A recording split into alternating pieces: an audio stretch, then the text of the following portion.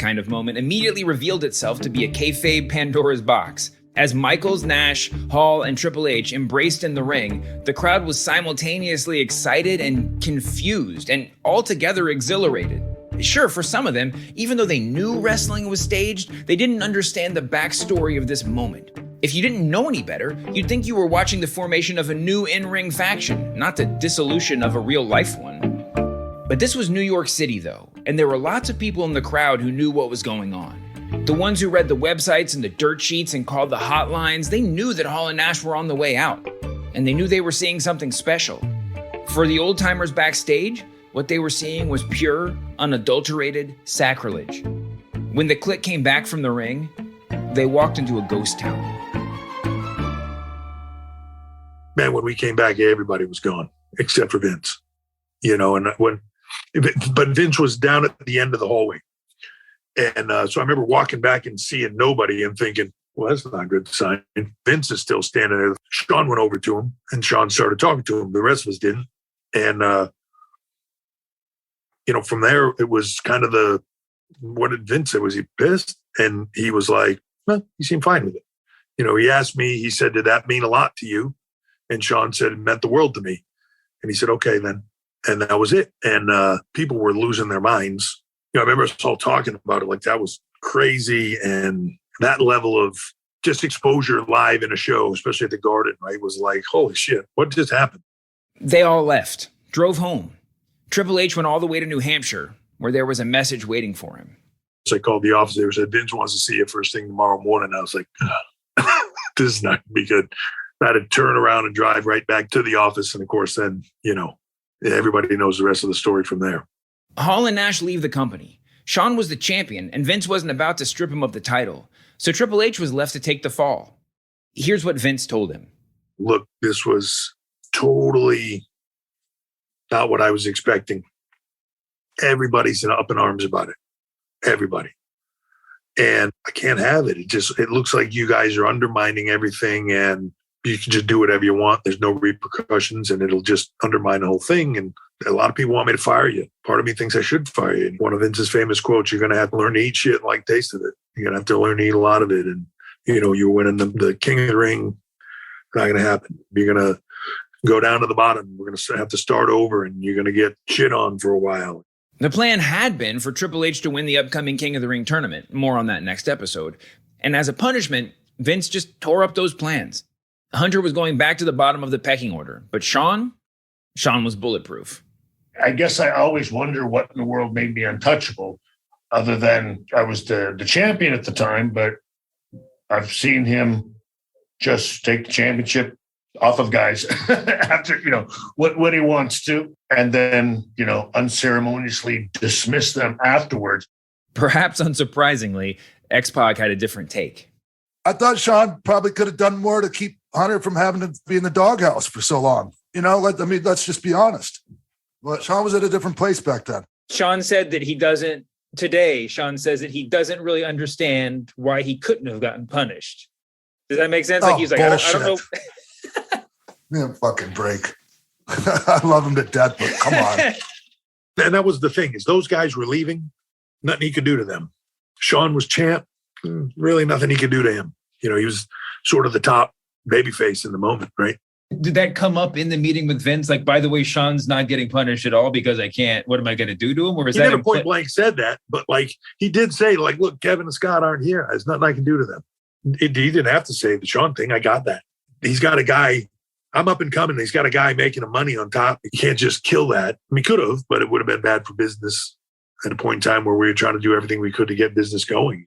You can have an influence or you can have a relationship with the boss, but you also have to be real careful about putting him in a tough position and putting him in a position that's, even though he may feel one way personally, from a business standpoint, he has to conduct himself differently. I think during the period of time while we were out there, everybody was losing their mind and, up one side of him and down the other about the whole thing. I think at that point he was trying to, I don't know. I think at that point he was trying to determine how he felt about it. Vince is not a jump to conclusions guy, contrary to a lot of people's belief, I guess. But I believe that, once we left I'm sure he got phone calls that night, and I'm sure when he got, we're home the next day, I'm sure everybody was all over him, and it blew up. Again, he's the guy that obviously went out on the first, public airwaves and sort of telling everyone that the WWE was sports entertainment, and that, again, it was more about the entertainment than it was the so-called realism of it.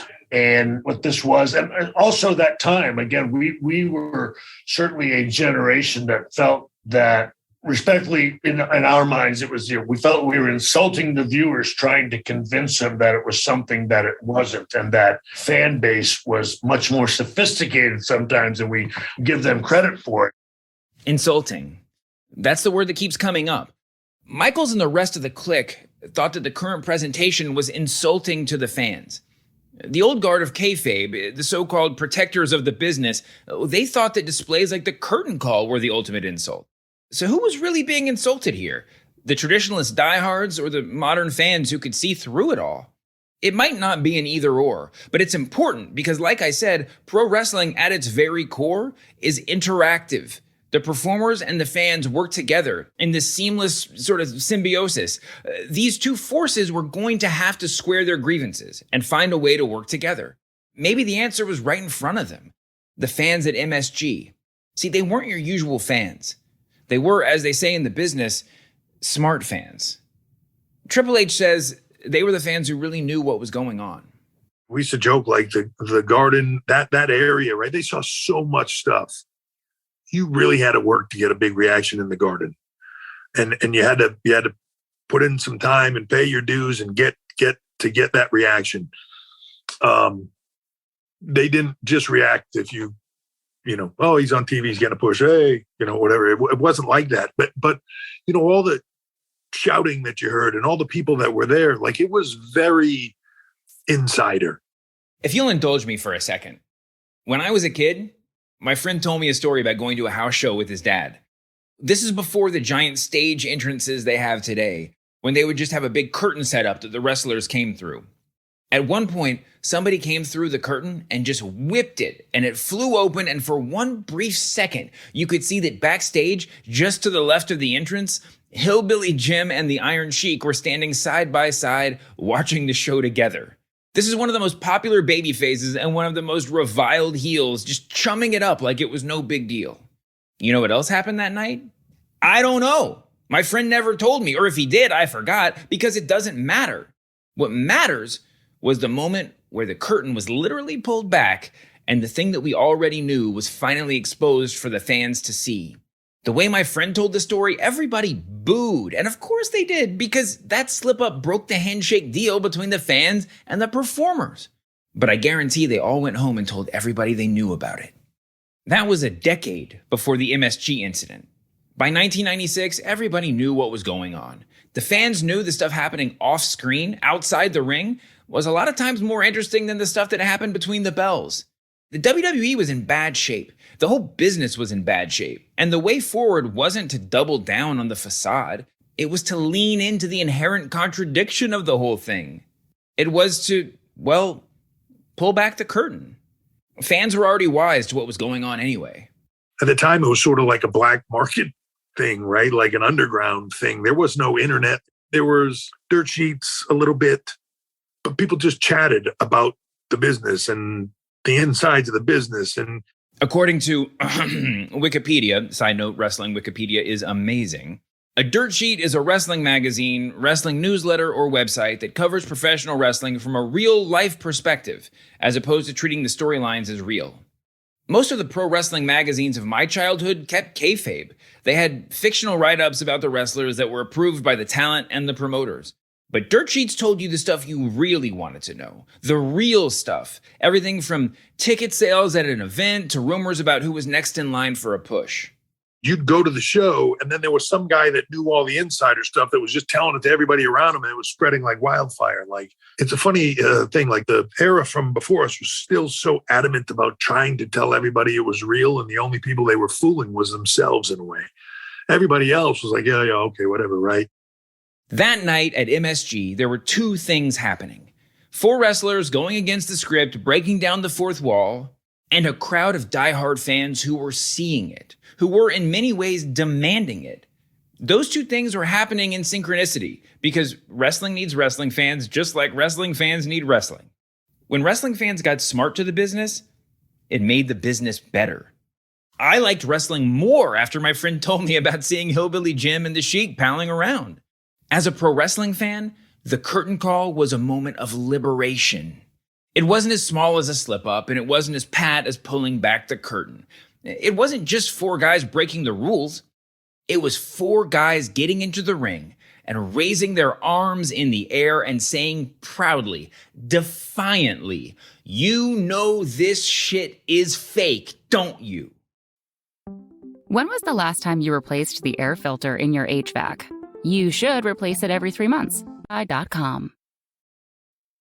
Did you know that only 9% of plastic actually... If I could go back in time to any moment in the past 30 years of wrestling, this night would be high on the list. I mean, I can watch Hogan beat Andre whenever I want on TV, but to be there at the Garden, to feel what it was like, that's the stuff that makes wrestling fandom a magical experience. It made me wonder, who could I talk to see what it was like at MSG that night? I mean, I know 2 people who were definitely there. The 2 guys who were recording the curtain call. The 2 guys with the camcorder who are the only reason we're having this conversation right now. The only reason why anyone could see what happened there. You can go back and watch their footage. If you've seen the curtain call, that's their footage. And if you listen closely, you can hear a voice right when the Clique raised their hands in the air, a voice screaming over the rest of the crowd saying, "You know why, right? They're leaving." My name is Manny Motati. I was one of the guys that filmed the curtain call. I was the guy that was annoying, screaming like a mark, yelling like crazy. And Jason was the one holding the camera. Yeah, hi, my name is Jason Cosmides. I attended house shows with Manny in the New York tri-state area. I recorded the curtain call May 19th, 1996. How often did you guys go to shows, and did you always go together? Most of the time we went together. We started doing it in 95 and then in 96.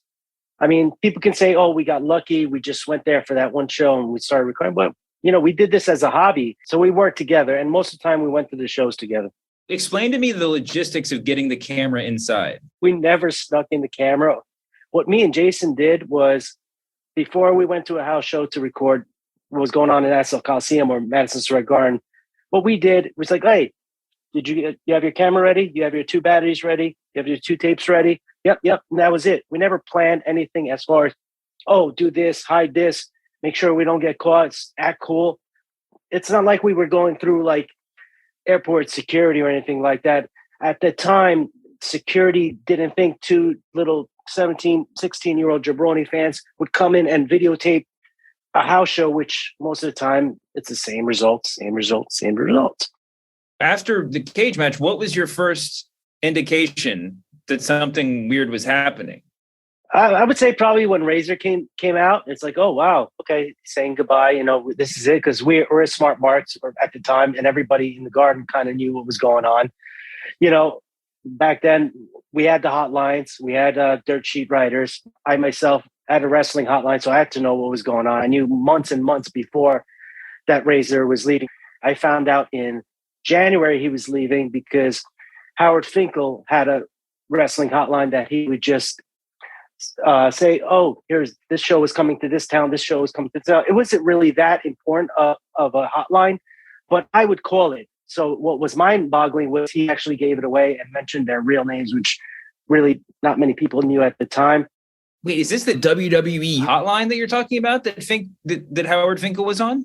No, Howard Finkel had his own hotline that many people didn't know about. And it was just really a hotline that would just tell you what shows were coming up in the nearby towns. It was not like anything newsworthy at all, which I don't think anybody would call it except someone like me. And because I had to know everything that was going on because I had my own wrestling hotline that I had to, you know, give information to. And did you have to pay for that? Was it like a 900 number hotline? The Howard Finkel hotline was free. So it was an 800 number. So yeah, we didn't have to pay for that. And did people have to pay to listen to what was your hotline called? My wrestling hotline was called the Wrestling War Zone. It was pretty popular for like 2 or 3 years until I stopped it. I mean, I had a wrestling hotline, a question and answer hotline, and a merchandise hotline, obviously with the news line. So it was pretty popular, and all those were 800 numbers. So it got pretty popular from that. But so January, months before, you heard that they were leaving. What was this? You said he didn't drop much news on there, or like, behind the scenes news. What was your reaction when you heard that? It was just very weird because obviously me, the mark that I am, I obviously knew who their real names were. So when he goes, by the way, Scott Hall and Kevin Nash are leaving for WCW. I don't know what led up to it when he said that, but it was like maybe like a sentence or two, and then that was it. And he switched subjects just like that, like nothing ever happened. And then I said, "Whoa!" And then I called back again just to make sure, and then I called Jason right after that.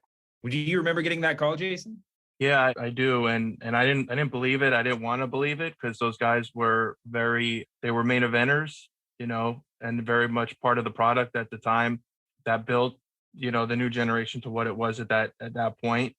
So 2 top guys leaving, it was like, nah, that can't be true. So I was like, wow, this is going to be huge if they leave. We were so upset at them that they were leaving, early in the night. I'm cursing them out, 16 years old. I was so angry. It's like, this is our home. WWE is our home. And you guys were supposed to stick with us because, this is our home. You're supposed to stay. And now you're leaving for the other guys. So we were mad until obviously the end. It was like a complete opposite. We just, okay, now we love you guys again. People are talking about this event at some point, right? People are talking about it, but not for a while. We went home as if it was a normal night. There was no buzz about it days after or anything like that until about a year later when it aired on Raw on October 6th of 97 without our consent, because it was given to WWE without our consent. And so we didn't know it was going to air that night. It aired and we're like, what is our footage doing on there? Wait, you didn't how did they get the tape? I actually made a copy for a so-called friend. He turned out to be a dirt sheet writer. And what happened was he gave it to someone that was friends with Shawn Michaels, who then gave it to Shawn Michaels. And that's how it happened, how it got out there. And so we were mad that our footage was on there. Me and Jason were like, what is going on? We didn't give consent to anybody. Well, it's like, hey, that's our video. What's our video doing on Raw? I remember I was home and then I got a call from Manny and he sounded like he was stunned. I remember that conversation, like, it just like, wow, our video was on TV. Like, what's going on now? They come to ask permission for it now, or are they just all bootlegging your bootleg still? Bootlegging the bootlegging is what they're doing. Yeah. You guys are both obviously really big fans. 16 years old, going to multiple shows, MSG, Nassau Coliseum. Would you say that you identified as wrestling fans? We were considered the losers because back then, if you, in like 94, 95, 96, if you're a wrestling fan in high school, you were considered the losers. None of the girls would like you. But for me, I would wear a Bret Hart shirt or a Shawn Michaels shirt or a Razor Ramon shirt because I wanted to see what other fans were out there besides me. What other losers out there are there? And Jason was one of them. I was like, oh, cool. He likes wrestling. There was very few of us back then, especially during the new generation era. You didn't want people to know you like professional wrestling or the WWE. That stuff's corny. This, that. Forget about it. I didn't care about what anybody said. It wasn't the cool thing at that time. It wasn't. This was past the Hulk Hogan Ultimate Warrior era. It was just a different time, and there was a lot of closet fans that I like to say that just they watched it, but they weren't. They didn't want to talk about it. It wasn't the cool thing. And it's funny how it actually became very cool, became very popular just a few years later. And a lot of those superstars were just a part of that, So did you ever hear the phrase, that stuff's fake, don't you? I hate hearing that because it's anything but fake. I mean, you go run the ropes, you go take the bumps. I've done it. I know what it's like. You'll feel it, and you'll feel it the next day. You'll feel it the next day after. You get hurt. It's more real than anybody thinks. Until you get in that ring, then you can tell me something different. Go train, and then when you come out, you tell me if that's fake. I'm sure they'll have a different opinion. We know it was scripted. I mean, and we just love the entertainment value about it. That's what it's like. How some people are just nowadays they're hooked on their shows. This season, that season, binge watching. It's just, I would say, no different than how somebody, is into soap operas. You just want to keep watching, week after week to see what's next, what's going to happen next, who's going to show up next, At the moment of the curtain call, do you feel like they're breaking the deal? Like, is there any part of you that's like, we have this agreement, right? That you guys stay in character and we will stay in character for, like, do you feel like there's any like betrayal, even though like the smallest amount? No, I thought it was the coolest thing ever. I lost my voice because I was yelling and screaming like a little crazy little girl the whole time. And Jason was as much in shock as well. He tried to keep the camera straight, but he couldn't because he was in it like I was, It's a little bit of like, in that moment, it's them saying, like, we are not going to treat you like idiots anymore, at least for the next few seconds, right? Especially in the garden. Yeah, especially in the garden. We don't want to mess with you guys. You guys already know what's going on.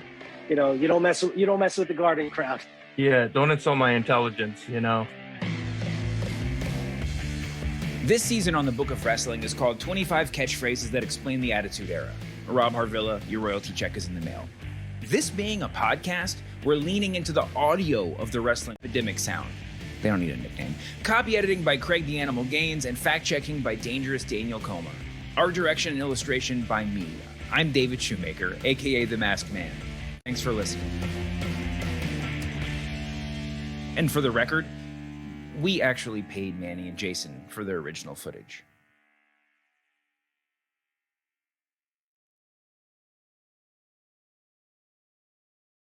There are certain moments and words that shaped a new era in pro wrestling. Austin 316 says I just whipped your ass. Brett screwed Brett. Die, Rocky, die. Introducing the Book of Wrestling, 25 catchphrases that explain the Attitude Era. Tune in as we relive one of the most exciting, intense, and over-the-top times. The fourth prestigious King of the Ring, Stone Cold Steve Austin, an incredible victory. That's the voice of Michael P.S. Hayes, one of the legendary Fabulous Freebirds. At this point in 1996, he's going by the name Doc Hendricks, which is a silly footnote in wrestling history, but also kind of relevant here.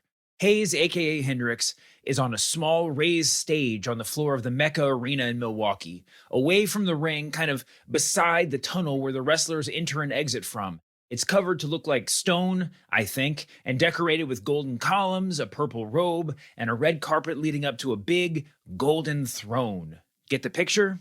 The man he's introducing just won the King of the Ring tournament by taking down WWE legend Jake the Snake Roberts, the sort of luminary that, even at the tail end of his in-ring career, deserves the respect of every Just kidding. This isn't Wimbledon, it's pro wrestling, and the man approaching the throne is the quintessential sore winner, Stone Cold Steve Austin.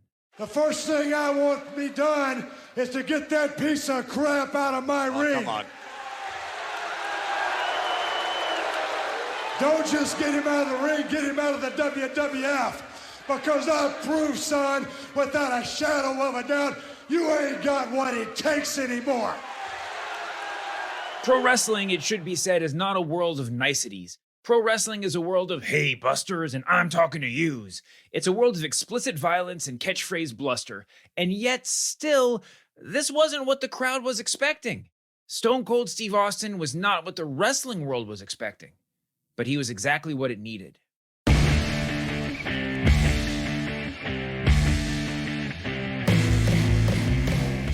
From Spotify and The Ringer, this is the Book of Wrestling, 25 catchphrases that explain the Attitude Era. I'm David Shoemaker.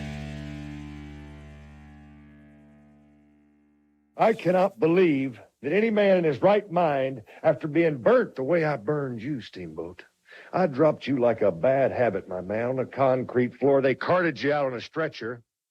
And you don't have Jake the Snake is an 80s wrestling icon.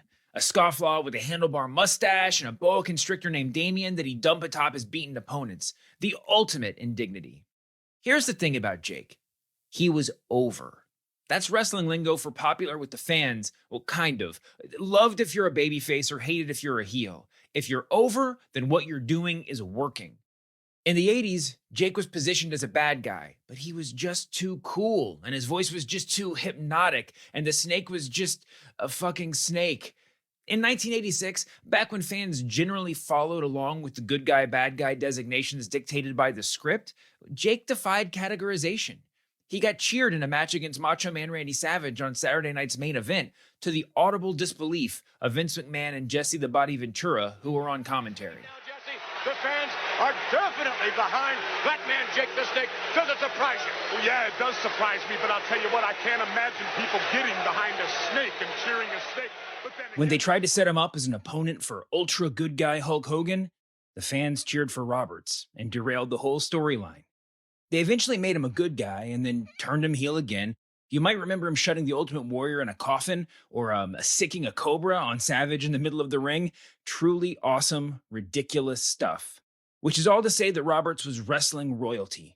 And when he made his return to WWE in 1996, well, he may have been past his prime, but his credentials were unimpeachable.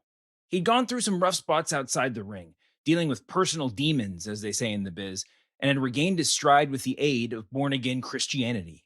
So for Austin to just mercilessly beat the crap out of him and then rub his face in it afterward, well, it got your attention. It wasn't quite as shocking, though, as making a direct frontal assault on Robert's faith. You sit there and you thump your Bible and you say your prayers, and it didn't get you anywhere. In case you couldn't tell, Austin is working heel here. He's not outwardly trying to be some new kind of anti-hero. He's being a jerk. Pro wrestling heels have said some of the vilest things to ever make it on television. Racially insensitive things, sexist things, just generally cruel things. But it's all shrouded in the veil of villainy. But sacrilege? Sacrilege was seen by many as off limits, no matter what. That line wasn't just a swing at Roberts, for the record, but at everyone who's ever thanked God for a sports victory, which, where Austin comes from in Edna, Texas, is a lot of folks. It's Friday Night Lights country. You win a game, you point at the John 3:16 sign behind the end zone, and you thank the Lord for your win. You know where this is going. Talk about your Psalms, talk about John 3:16. Austin 3:16 says, I just whipped your ass. Listen to that again. Talk about your Psalms, talk about John 3:16. Austin 3:16 says, I just whipped your ass. And that was the moment pro wrestling changed forever. I got Michael Hayes on the phone to tell me about it. I had no idea where he was going. And, you know, when he said that, it was, to me, somewhat kind of like blasphemy. At that time, nobody would ever reference that. Now, you got to keep in mind, in my early years, I was raised a Catholic. So that was really, you know, like you would never joke about anything biblical or anything like that. Obviously, things have changed now. But, you know, to say Austin 3:16 just whooped your ass, I was, holy, did that make it on air? You know?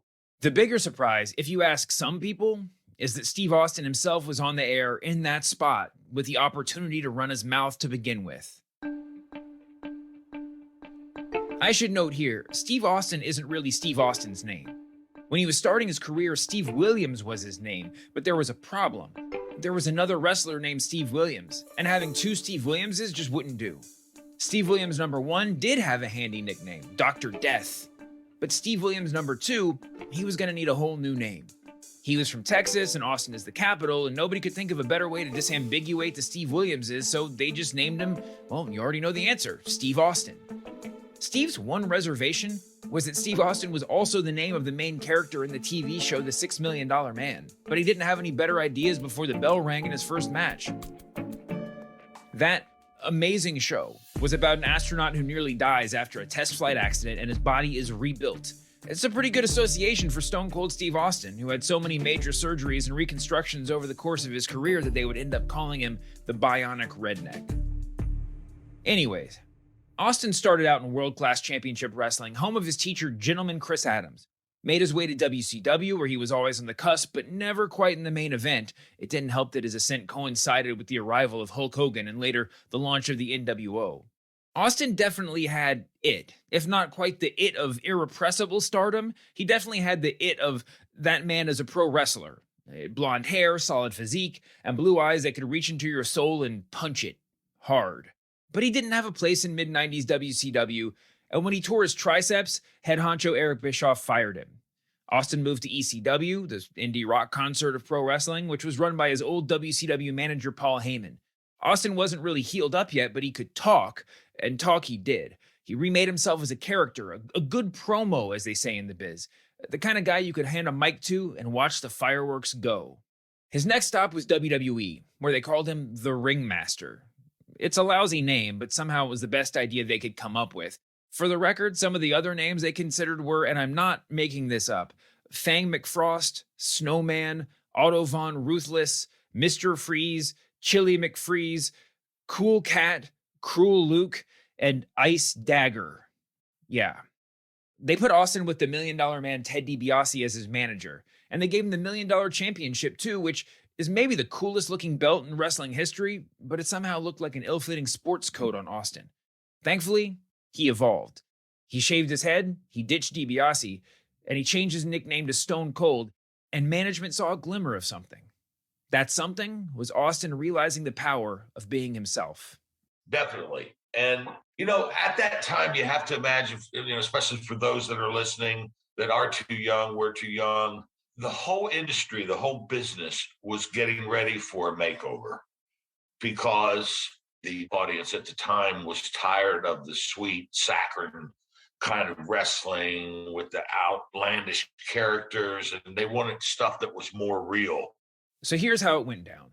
King of the Ring was a tournament to crown, sometimes literally, a winner who could, if he so choose, wear a crown and a cape around and bask in the royal symbolism of it all. Harley Race was the first guy in WWE to parade around like real royalty.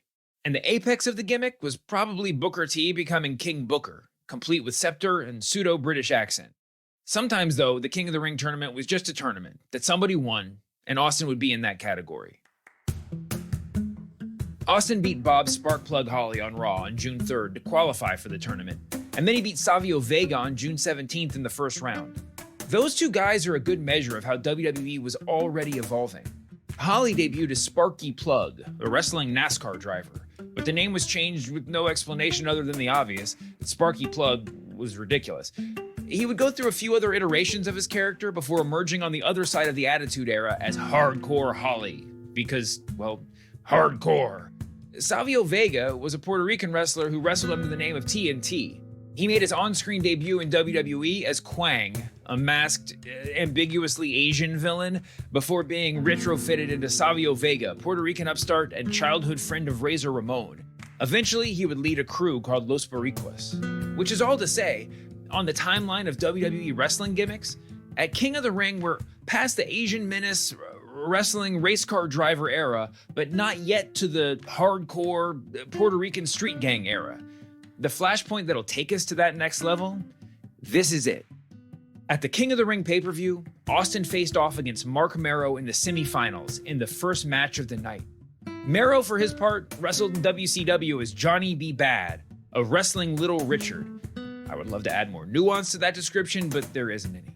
In WWE, he took on his real name and his real boxing background and tried to modernize, but he never really caught on. Well, certainly not to the degree of his real-life wife, Sable, who was the sort of Helen of Troy of the Attitude Era. Mero was a capable hand in the ring, but that night in Milwaukee, he botched a move and busted open Austin's mouth.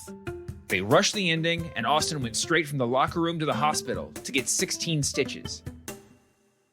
At first, you could see that he got his lip cut. You didn't know how bad it was and what the treatment could be. And then when he got backstage, it's like, wow, luckily there was a hospital like very close.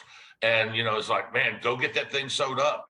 Coming back from the ER, Austin got back to the arena with seconds to spare. When his cab pulled up, Hayes was standing there waiting for him. I'm standing in the garage expecting somebody to bring him back, and somebody did. It was a friggin' taxi cab. He comes in a taxi cab. Is he wearing his gear? Like what? Yes. What is he? He's still dressed. So he gets out of the cab in like black briefs. Like that's it, man. There's no way to know what inspired Austin to say what he said that night. Maybe it was the urgency of the moment. Maybe it was Austin seeing his opportunity slipping away.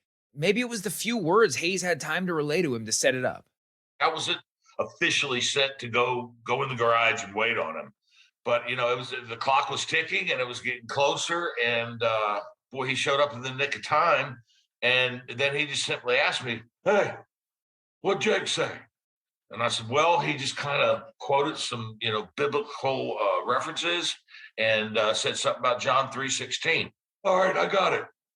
That was it. For the record, here's Jake's promo that unintentionally inspired a million signs and even more t-shirts. It in itself is a thing of beauty. I mean, it's Jake, but its eloquence stands in such stark contrast to Austin's hard-nosed pithiness that it feels almost, I don't know, magical. Like they say, it couldn't have been any better if it was scripted. You know, I was blind, but now I see. I was deaf, and now I can hear. You know, my soul was purchased by the blood of the Lamb, brother. So how can I lose if I just go out there and know the power above is reaching down and lifting me up? Yes, 450 pounds is nothing you want to play with, and I don't plan on playing. But I'll tell you something. If I was going to rob a bank, I wouldn't walk in the front door. I'd sneak up from behind. It's time to get serious. If I can get by Vader, I know I got Stone Cold. Lord help me. I'm going to do it.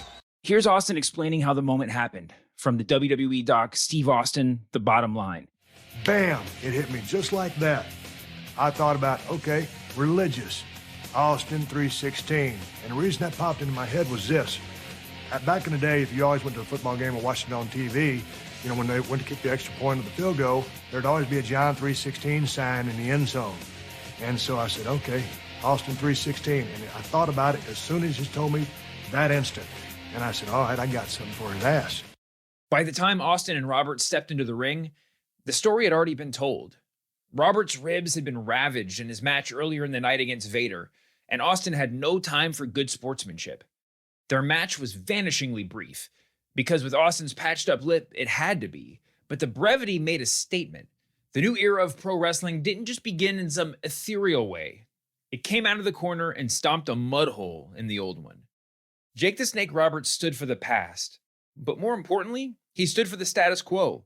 Sure, Jake deserved better, but he was the sacrificial lamb. His end was necessary for the new era to take shape. It's easy to look at the landscape of WWE in those days and see the symptoms, the sparky plugs, the quangs, but the problem was bigger than that. It was the brightly colored tights and the blow-dried hair. That's what Austin stood in such stark contrast to. Austin, with his black trunks and his shaved head, he'd shed the trappings of the old. He was plain, and he was pissed off, even after winning.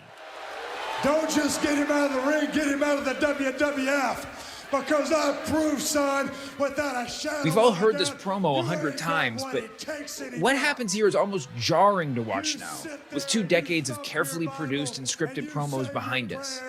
And it didn't get you anywhere. It sounds real.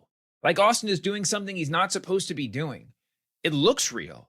The sheer incongruity of Austin, sweaty, bald, plainly dressed, in front of a stage prop throne gives the moment a sort of verite that's hard to process. When a wrestler can make you suspend disbelief, when they make you believe just for one moment that the put on you're watching is a real thing, that's pro wrestling at its highest point. When they can accomplish that feeling in a promo, there is no greater form of acting. In a sense, though, Austin was breaking the rules. He was supposed to win the match, yeah. He was supposed to be there on the stage with Hayes afterwards, sure. But what he would say there wasn't the kind of anodyne, hey, Buster stuff that fans were used to. It was crass, it was raw, and it was, well, angry.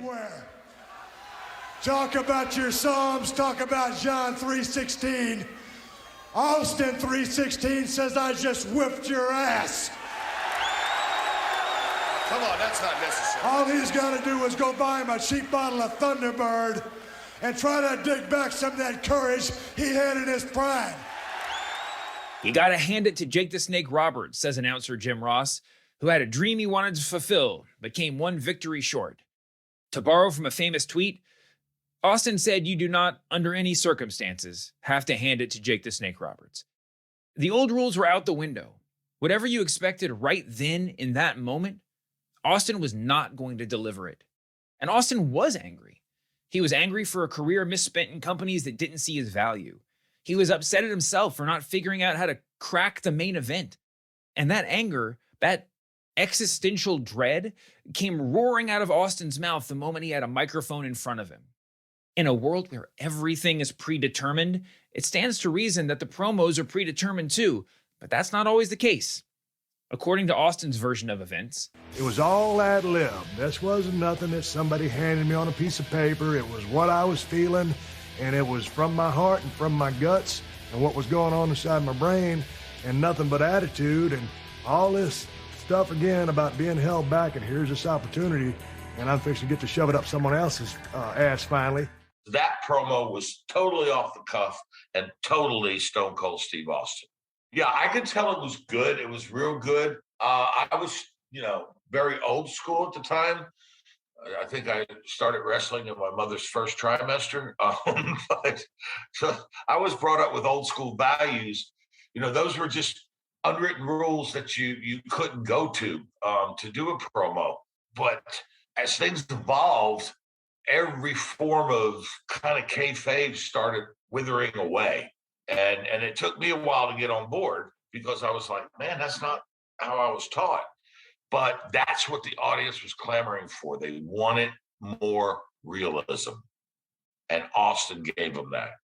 When Vince McMahon took over the company from his father, he wanted to bring it out of the gymnasiums and the bingo halls and to make pro wrestling respectable. He succeeded in the former category, but whether or not he succeeded in the latter, well, the gambit itself was a failure. Because pro wrestling is awesome. Pro wrestling is exciting and primal and hugely undervalued. But pro wrestling is not respectable. It's inherently offensive. If you believe it's real, it's human cockfighting. But if you're in on the joke, well, it's performative human cockfighting, which is arguably worse. In 1996, with its neon tights and its blow-dried hair and its fancy graphics, pro wrestling had lost the ability to offend. It lost its ability to say, fuck you. When you think of Stone Cold Steve Austin, what do you see? 2 middle fingers raised straight in the air. He wasn't changing pro wrestling so much as he was reclaiming it. As the king of the ring, I'm serving notice to every one of the WWF superstars. I don't give a damn what they are. They're all on the list, and that's Stone Cold's list, and I'm fixing to start running through all of them. All right, Stone Cold Steve Austin. And his remarks? 1996 WWF As far as King this of the Ring. championship match is considered, son, I don't give a damn if it's Davey Boy Smith or Shawn Michaels. Steve Austin's time has come. And when I get the shot, you're looking at the next WWF champion. Remember, Austin is a heel here. It's easy for that to get lost in the fog of what the Attitude Era would become. Traditionally, babyface wrestlers would turn heel by attacking their partner or by demeaning the fans, and heel wrestlers would turn face by coming to the aid of another babyface or by embracing their inner patriotism or whatever. Austin's Road to Damascus moment wouldn't technically come until WrestleMania 13 the following March, but by then, it was a given. From the moment Austin 316 came out of his lips, he started getting cheers. And the next day, the signs in the audience, it just caught fire like you've never seen. Quick digression. Because it's bizarre, but one of the most pivotal moments in 90s pro wrestling actually started at the 1977 NBA Finals.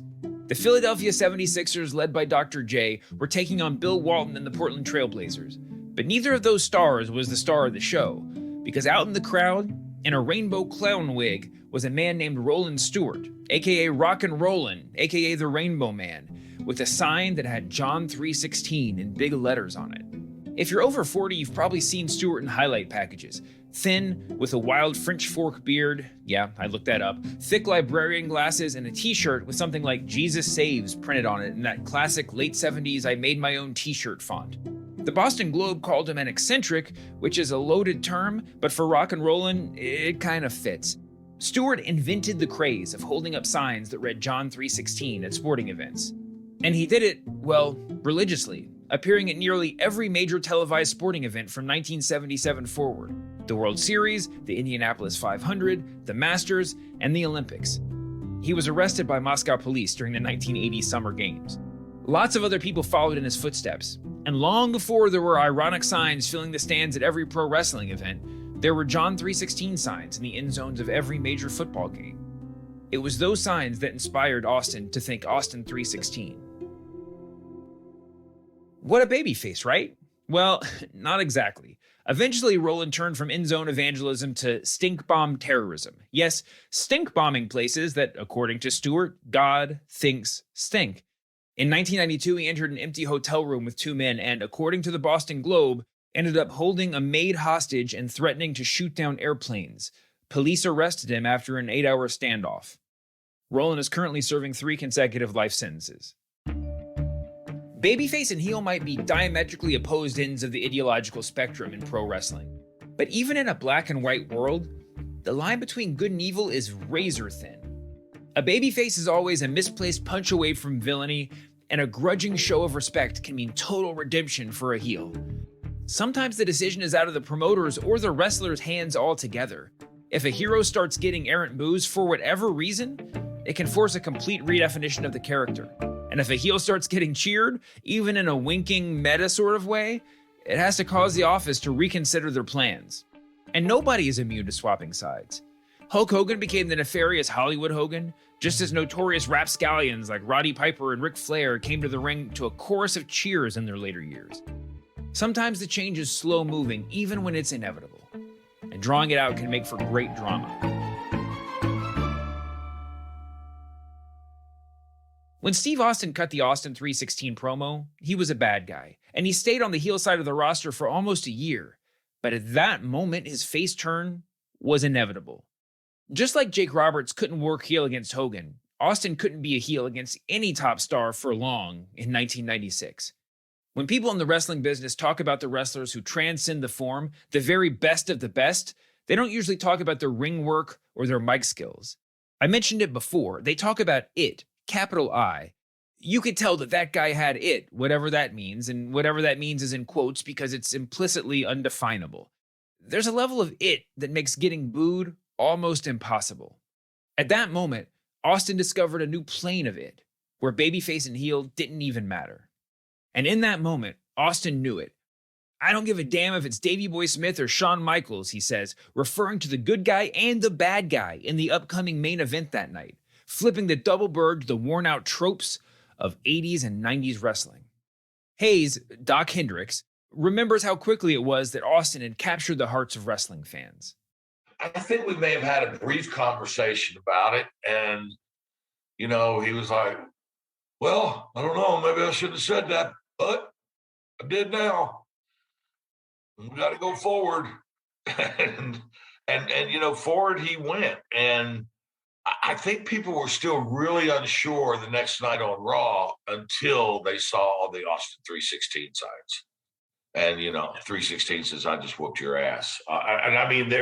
There were a plethora of them in, 24 hours that you just couldn't deny what an effect that had on the audience. Because, people always brought signs, don't get me wrong. And, whatever message they were trying to get or whatever talent they were trying to give their approval to, nothing ever was said on TV the night before and then immediately just pasted all over the audience. I even wondered at one time if we were handing out the signs, and I found out we weren't. I'm proud that I was there. I'm more proud that I was able to give him the heads up about, the Jake interview, but that, once again, that was all just ad lib. That was all just off the cuff. But I guess I could say of all the things that Doc Hendricks did, that was probably my favorite. Before we go, can we talk for a minute about Doc Hendricks? Michael P.S. Hayes was one of the OG Trailblazers, a guy who, along with his running mates in the Fabulous Freebirds, Terry Gordy and Buddy Roberts, redefined what it meant to be a cool heel. Talk about it. Hayes oozed it. You could see the sheen of it dripping off his hairy chest. And when he came to WWE, well, they repackaged him as something else entirely. They cut his hair, and they gave him a new name and made him into something they could call their own. But fans knew who he was. The gag was obvious, even if it wasn't meant to be. WWE was willing to sacrifice the legacy of Michael P.S. Hayes at the altar of ego, or at least the altar of IP. In the old days of pro wrestling, wrestlers moved around from company to company, bringing their ring names and their legacies along with them. In the 90s, WWE would bring in wrestlers with real resumes and change them into something else entirely. We'll talk more about this in upcoming episodes, but it's pertinent here. WWE changed Michael P.S. Hayes into Doc Hendricks, and they changed Mick Foley into Mankind and Stunning Steve Austin into the Ringmaster. The Stone Cold character was Austin ripping out of that misbegotten cocoon and emerging as a foul-mouthed butterfly. Austin 3:16 says, "I just whooped your ass." That's the beginning. It's the beginning of the Attitude Era, the beginning of the two fingers in the air era of gritty badassery in pro wrestling. The Attitude Era is like 6 years, late 96 to 2000, but it's the centerpiece of WWE mythology. And with good reason. For those years, wrestling unequivocally felt like it mattered. And it started right there that night in Milwaukee. The beginning of the return of pro wrestling's FU. You know, it's one thing to rewatch that promo, to relive that moment, and to know what it would become. But it's another thing to see the movement begin. So as I'm writing this, I turned on Monday Night Raw from June 24th, 1996, the night after the Austin 3:16 promo, the night when fans started showing up by the hundreds with Austin 3:16 signs, the signal to WWE that a movement was beginning, except something isn't quite right. Something is most definitely wrong. So I pulled in my producer, Brian, to make sure I wasn't seeing things. Hey, Brian, get in here. Yeah. Let me show you something. All right, clear your mind. Take a breath. What's the story about the night after the Austin 3:16 promo? The story. Austin cuts the promo, and then the next night on Raw. Oh, everybody had an Austin 3:16 sign, and WWE knew. What do you see? There's no signs. There's no signs. I have stared at the tape now for hours, looking for Austin 3:16 signs like I'm looking at the Zapruder film or the Sasquatch video, looking frame by frame to see if I'm missing anything. For one thing, there aren't that many signs at all. The show's at the Brown County Expo in Green Bay, Wisconsin, and well, there's no groundswell of Austin support, no Austin mania at all. He does main event the show, but it's a match against The Undertaker, and he's in the role of the mid-card heel. He's there to have a pretty good main event match, but not to be the star. All in all, it felt, well, weirdly inconsequential. Okay, so maybe the whole crowd hadn't seen the pay-per-view the night before. They hadn't all seen the promo, and it's not like it was there on Twitter for everyone who missed the show to see. Back then, if you didn't see the show, well, you didn't see it. There was no way to really catch up on it. And WWE, to their credit, well, they don't pretend they hyped it up the next night. It's just that Austin 3:16, it's kind of invisible. I keep watching the tape. Back at this point in 1996, WWE was batch taping shows. You'd go to the arena and they'd have that night's show and also tape the next 3 episodes. Well, actually, to be exact, they would start with next week's show at 7 o'clock, and then they would tape this week's show, which would air live, and then after that, they would tape 2 more.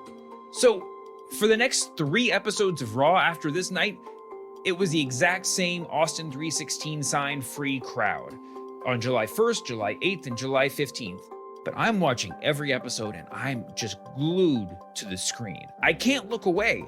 It's like seeing security footage of your parents putting Santa's presents underneath the Christmas tree. On July 21st, WWE went up to Vancouver for a smallish pay-per-view called In Your House International Incident, where Austin beat Mark Merrow. It was a grudge match to get Merrow back for busting Austin's lip.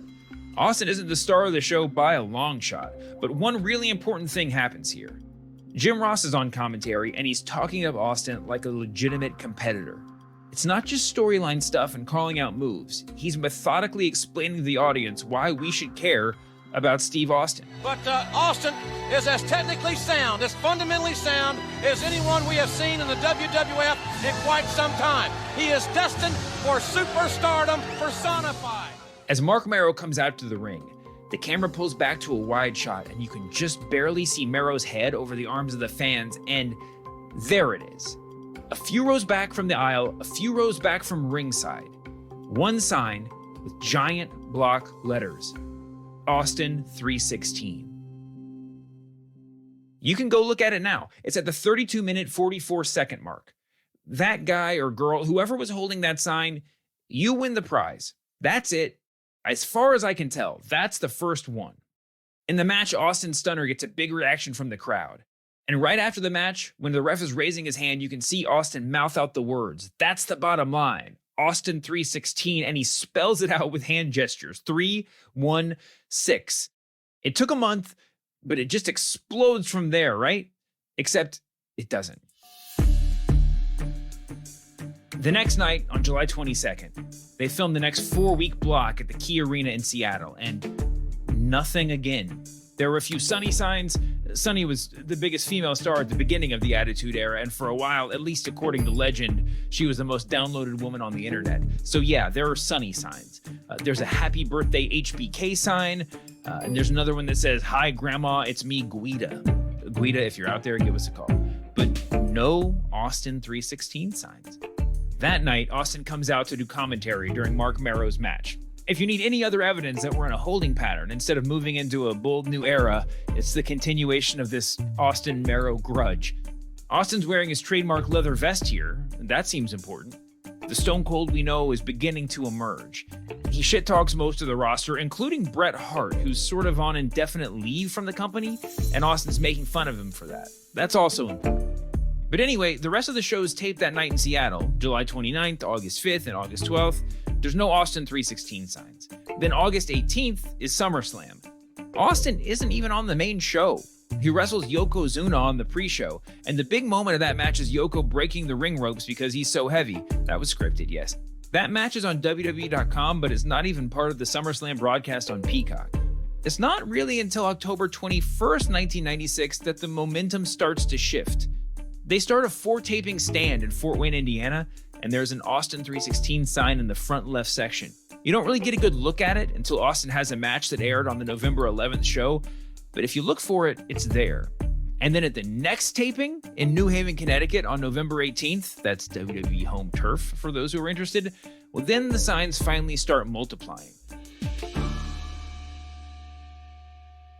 But I just had to wonder, was I blind?